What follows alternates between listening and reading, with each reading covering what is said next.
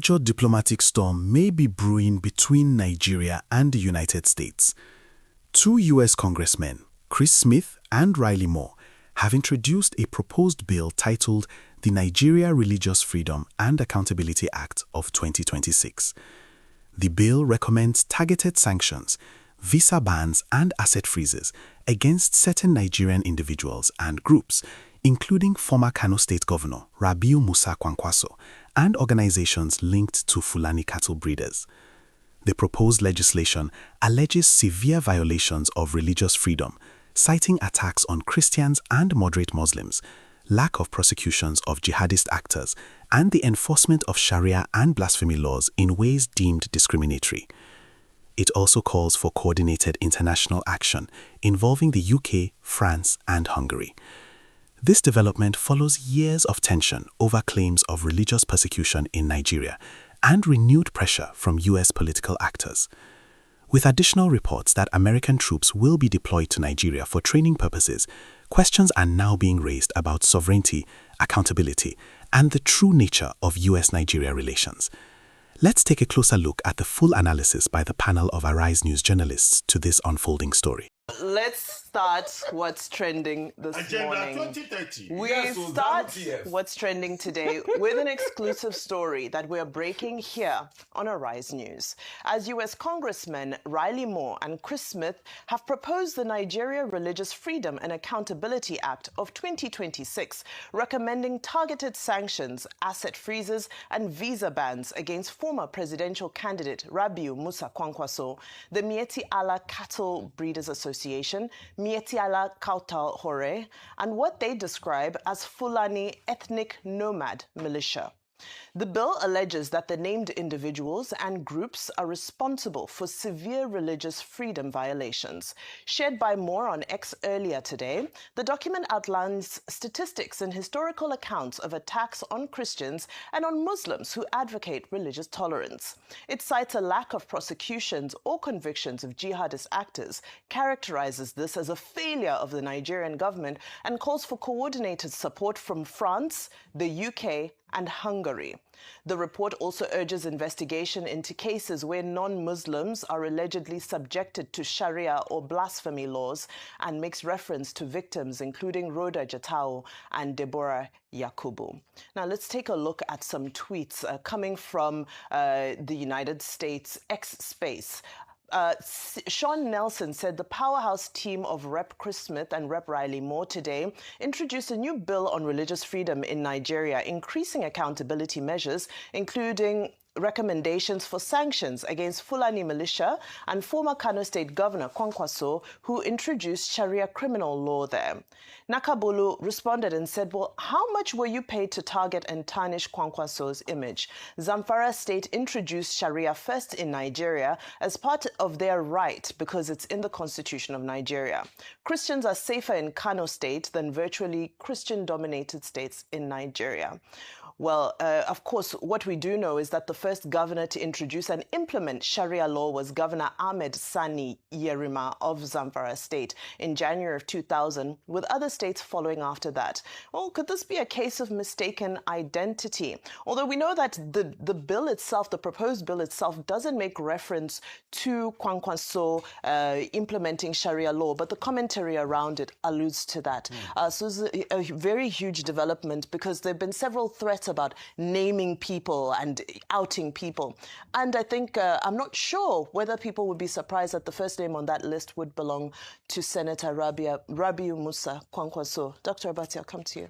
Oh, okay. Well, I mean, the United States has been interested under President Trump, either in his first term or now the second term, in religious persecution in Nigeria.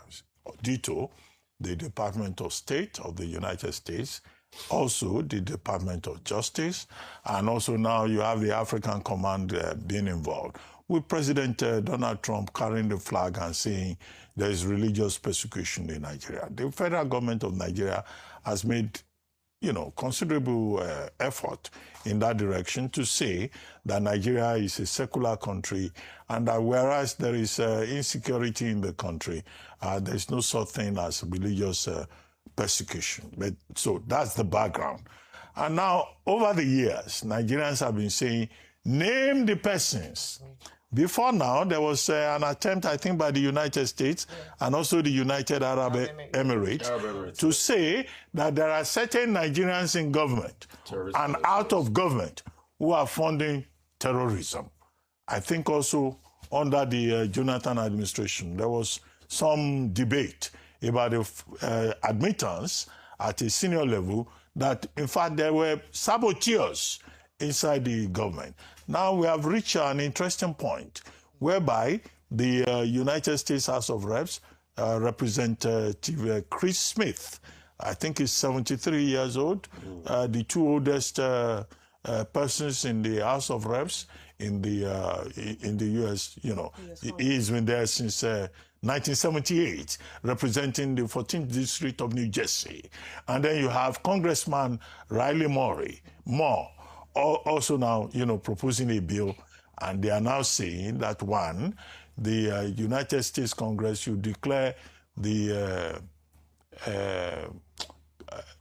Katauri, you know, Mieti ala Katauri, you know, should declare it a terrorist organization, and also Mieti ala itself, which is the principal, you know, home body, should be declared. And then they have now, in that contest, named certain persons. And it is the name of Senator, you know, former Governor Dr. Rabiu Musa Kwankwaso, you know, flag bearer in the last general elections of the NMPP that has been mentioned. And then Makban, I think Makban, there's a group called Makban. Fulani ethnic nomads have also been named. Well, this matter has to go before the Congress, and they've indicated penalties that such persons will be declared as terrorists. Such persons will not be allowed to go anywhere near the United States of America. So it's a developing story. The matter will still go to Congress. It will be debated. But what you can say is that with the involvement of both Congressman Chris Smith and Riley Moore, this may be an outcome of the various visitations to Nigeria and the interactions with the Nigerian authorities. But we on our own at this table cannot reach a conclusion and say, oh, these persons, these groups, you know, have been so properly identified. So there will be also negotiations, discussions at the binational level. Absolutely. Ayo, your take on this okay, so very this important is a huge story. And it's come up from, there's a journey towards this point, starting off, of course, very significantly, amongst the other things that have happened, that infamous post by President Donald Trump, which then triggered a chain of reaction. Obviously, from the Nigerian end, efforts that have been made to convince the U.S. government that there's no Christian genocide happening has not seemed to yield much fruit, because the conclusion of this bill is that there is Christian genocide happening. In fact, before we talk about the main thrust of the, the story, which is the naming of some of the people they've identified to institute the Magnitsky Agreement Act, which includes asset freezing. It's not just visa bans, it's also asset freezing, and also this would have an implication for them beyond the United States of America. In fact, in this bill, some of their partners are mentioned, the United Kingdom, as well as others are mentioned, and they might, UK, France, Hungary. some of them might also decide to take on the same action. But I think beyond that is how detailed the reports about a 12-page bill.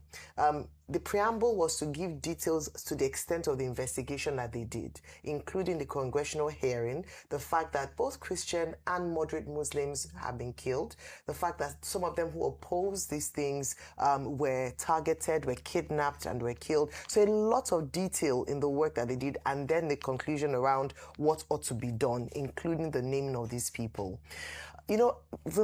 All through this journey, let me call it that, what I've been insistent on is that I wish that Nigeria took the lead on this, because it is quite sad that we're now referring to or depending on the United States to tell us what is happening in our country and what ought to be done. I want to almost say the audacity of one sovereign to interfere in in fact, what they've cited as an example is that it's a threat to U.S. national security, and that's why they've taken an interest in this matter. But it should be more of an interest for Nigerians. But I think we can't even begin to decide whether or not there's there's Christian genocide in the first place before we decide to begin to take action in that regard. So that's my first point. The second point then I would then talk about would be what would be the implication of this naming of these individuals, of these people. I agree with Dr. Bati not to jump the gun, because I would like to understand the reasoning behind, because they didn't actually give a clear reason why he in particular was identified. And I'm glad that you drew in the Sharia law, because they mentioned it in this bill, that the Sharia law, blasphemy law was,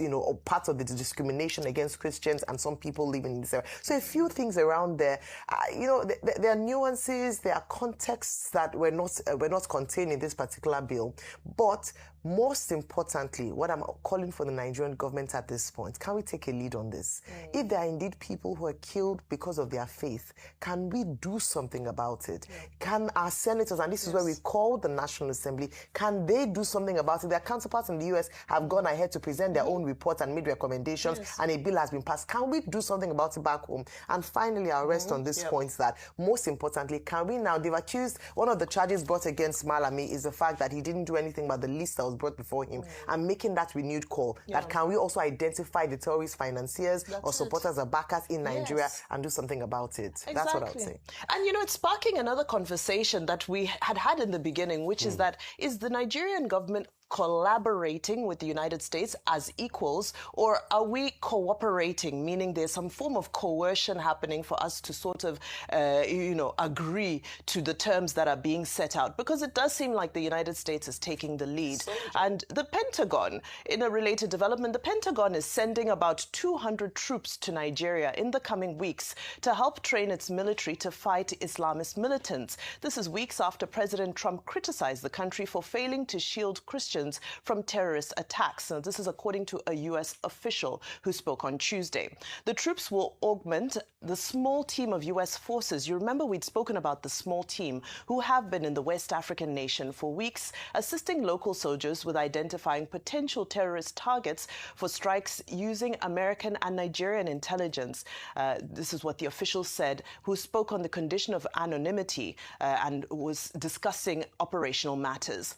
The new troops, whose impending deployment was reported by the Wall Street Journal, will be assigned to locations across the country to provide troop training and technical expertise.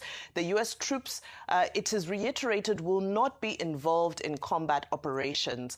This is according to the official who spoke on this matter. An exclusive that was released by Wall Street Journal, of course, has now been widely circulated. But, Rufai, just to put these issues together, now we're seeing names, there are lists. Some people are arguing that, why are we nitpicking this one name on the list when there's several governors? If it's about Sharia law, there's several governors who implemented it.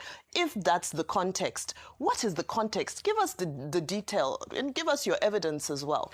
A lot of things have gone awry in Nigeria, and we remember the conversations around Sharia law sprung up, in the early 2000s. And we knew there were going to be a lot of blowbacks, and we're beginning to see the blowbacks now today. So it's not today that we've been talking about this. For what it's worth, those that say, there should be Sharia law in parts of this country, if we also now make the argument that can we also have Kano laws in some parts of the country, they will say no, straight away. So we should be careful. Ayo, you asked a very fundamental question. Why can't Nigeria take the lead on it? Because the Nigerian state cannot handle the complicity in this matter. Pure and simple. There's complicity. President Jonathan said it. Dr. Bati, no lie. President Jonathan said it this time about complicity in the fight against insecurity. This government has also said it. To a large extent, we've not been able to handle the complicity. Till today, we've not answered questions around, number one, Vibai, who ordered the military to leave 30 minutes before the KB girls were picked up. Look at the case in Kwara. We talked about complicity. When they forwarded the report that these criminals are coming to the security authorities, who informed the criminals that made them get angry and come quickly? Complicity. Secondly, it's because of that complicity too that after the UAE released that list of terrorist financiers, the government can't go after them. So if you have a case of complicity, America will come and write your narrative for you. That's what's happening. It's not that we can't solve the problem of insecurity, but we are not bold enough to solve the problem of complicity. I mean, this was the same country that fought Mitasani in the 80s. So we were not bold enough to fight the complicity that has gone into every single architecture. That's why Americans are taking the lead. And you can never be equals with America. Vimbai, American defense budget is over 800 billion. That's 4 times our national GDP. Well, The story highlights a complex intersection of religion, politics, national security, and international diplomacy. At its core is the accusation that Nigeria has failed to adequately address religious violence, leading U.S. lawmakers to propose punitive measures. The bill's detailed references to killings, blasphemy cases, and alleged inaction by authorities suggest that the U.S. is framing the issue not just as a human rights concern, but as a matter of its own national security. However, the discussion also reveals critical gaps. While individuals and groups have been named, the precise evidence tying specific political figures to religious persecution remains unclear in public discourse. This raises concerns about due process, diplomatic sensitivity, and the potential politicization of religious freedom narratives. More significantly, the debate exposes a deeper issue: Nigeria's perceived inability to confront internal complicity in insecurity. Commentators argue that foreign intervention gains momentum when domestic accountability mechanisms appear weak. Ultimately, the controversy forces Nigeria to confront urgent questions about sovereignty, justice, religious coexistence, and whether it will take the lead in resolving its own security and governance challenges before external powers define the narrative.